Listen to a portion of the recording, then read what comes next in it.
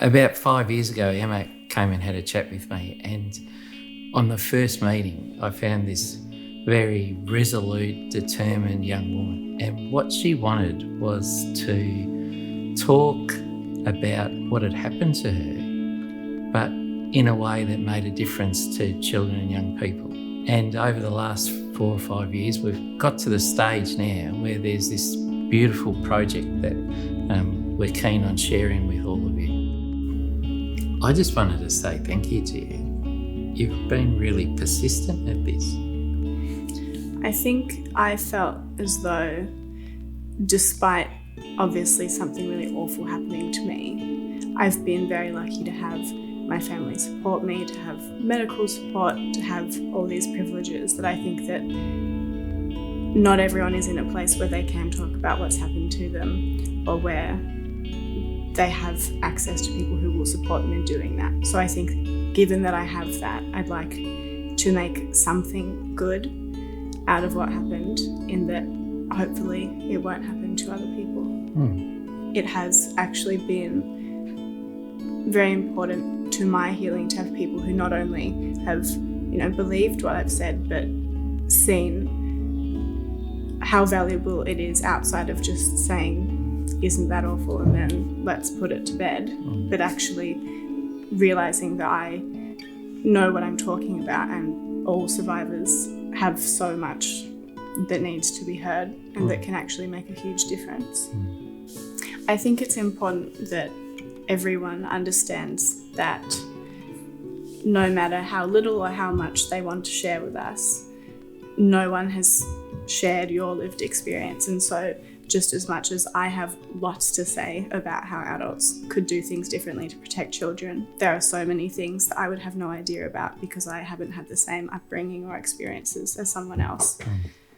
So for now, we'd like to dedicate this project to Emma and call it Emma's project, because in the end, it'll be a collaboration between us and all of the survivors that get involved in it.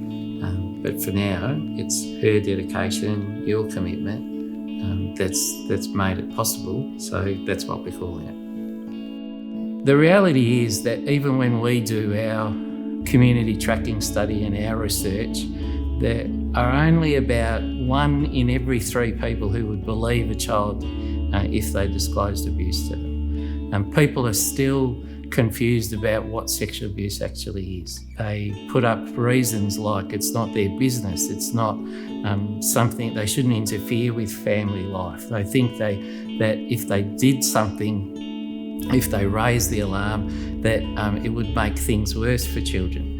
It's not up to children and young people to stop child abuse. It's up to adults. Adults are the ones that hurt children, adults are the ones that can protect them.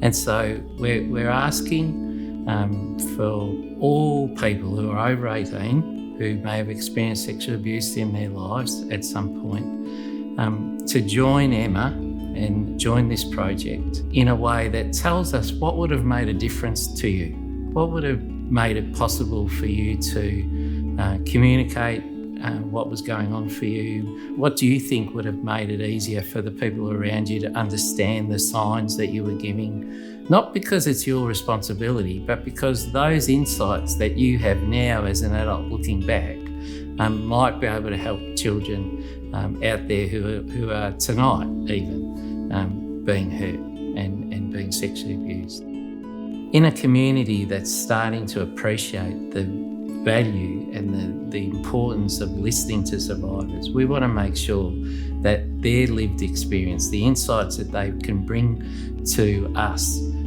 is used for the benefit of children.